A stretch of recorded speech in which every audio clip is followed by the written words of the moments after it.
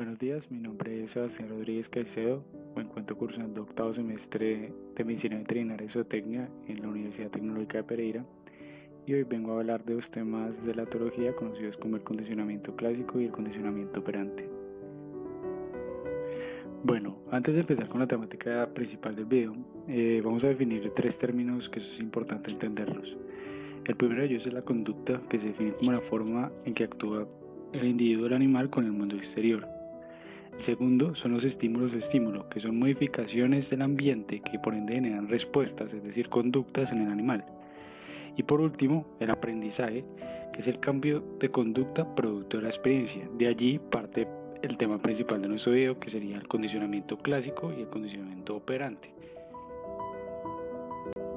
Iván Pavlov fue un psicólogo ruso, el cual nació el 14 de septiembre de 1849 y murió a sus 86 años el 27 de febrero de 1936. Él fue quien planteó la ley del reflejo condicional que ejemplificaré más adelante. Para entender el condicionamiento clásico, primero hay que tener en cuenta que al generarse un estímulo incondicionado en el ambiente del animal, se genera una respuesta no aprendida y se conoce como una respuesta incondicionada. Lo segundo es que el estímulo neutro por sí solo no genera una respuesta, sino que necesita ser asociado con el estímulo incondicionado para generarla.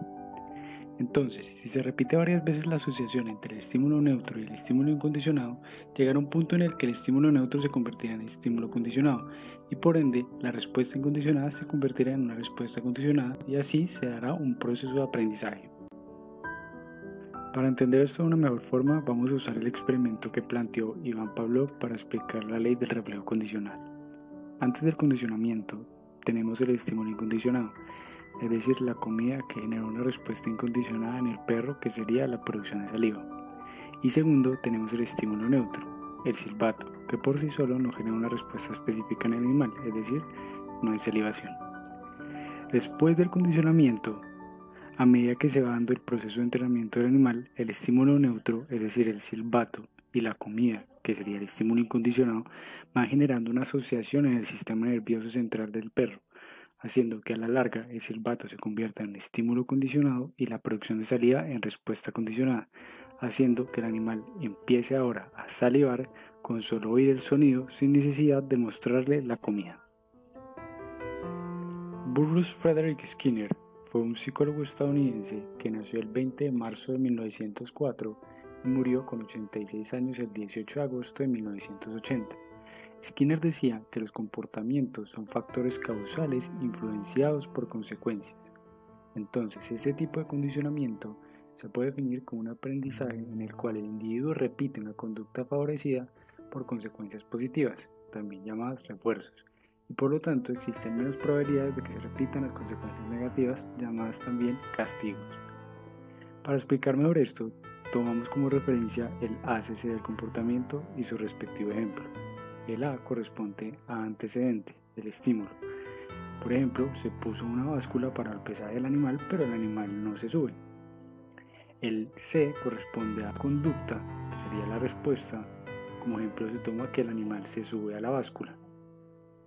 Y el otro C corresponde a la consecuencia, que en este caso sería positiva, y se le da un refuerzo como alimento por haberse subido a la báscula. Entre los reforzadores más utilizados en una sesión de entreno están el agua, el aire, el sexo, el refugio y el alimento. Este último es el más utilizado principalmente por su facilidad de implementación, ya que solamente se necesita escoger el tipo de comida adecuada para el animal y se realiza la sesión de entrenamiento correctamente. Un marcador de conducta, puente o bridge, es un estímulo inicialmente neutro para el animal, que a través de condicionamiento lo transformamos en un estímulo condicionado para usarlo como puente entre la producción de la conducta deseada y la efectiva llegada del premio en el entrenamiento. Entre los más usados están el clicker, el silbato o el target. En el caso de una sesión de entrenamiento en un perro con el clicker hay que tener ciertas recomendaciones. La primera es que la secuencia es premio e inmediatamente después clic, no a la inversa. La segunda es que se debe trabajar con premios apetitosos. La tercera tiene que estar con hambre el animal. La cuarta deben ser sesiones cortas para no agobiar psicológica y físicamente al animal. Y la quinta, tener seriedad en la ejecución sin dejar de divertirse a la hora de la sesión del entrenamiento.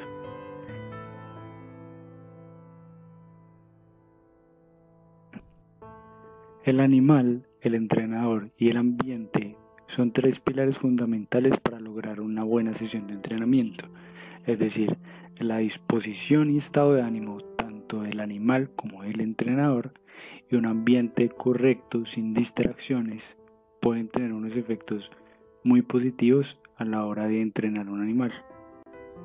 Ahora la pregunta es, ¿por qué el entrenamiento animal? Existen muchos beneficios de entrenar a un animal. En mascotas, por ejemplo, no solo puede ayudar a combatir los problemas comportamentales, sino que también se les puede entrenar para ser perros de compañía o en ayudas comunitarias.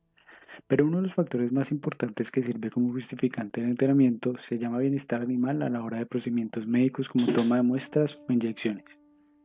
A pesar de que existen muchas definiciones de bienestar animal, la más acertada es un estado en el que el animal está sano, bien alimentado, seguro, sin sufrir dolor, miedo o angustia y sobre todo puede expresar su comportamiento innato sin ningún problema. Para entender mejor el bienestar animal hay que citar entonces la pirámide de Maslow o la jerarquía de las necesidades. Esta pirámide fue una teoría psicológica propuesta por Abraham Maslow en la que el punto más importante de entender es que a medida que se satisfacen las necesidades más básicas, es decir, las fisiológicas, se comienza un proceso de desarrollo de las necesidades más elevadas del animal. Para concluir y reflexionar, es importante primero plantear la diferencia clara entre condicionamiento clásico y condicionamiento operante. En el clásico se refuerza el estímulo, mientras que en el operante se refuerzan las conductas. Segundo, hay que entender que existen muchos factores y variables que hay que considerar y profundizar para meterse de lleno en el mundo del entrenamiento animal. Y tercero, debemos ofrecerles a los animales una vida digna y sana, pues recordemos que la verdadera prueba moral de la humanidad consiste en sus actitudes hacia aquellos que están a su merced, es decir, los animales. Les habló Sebastián Rodríguez, feliz día.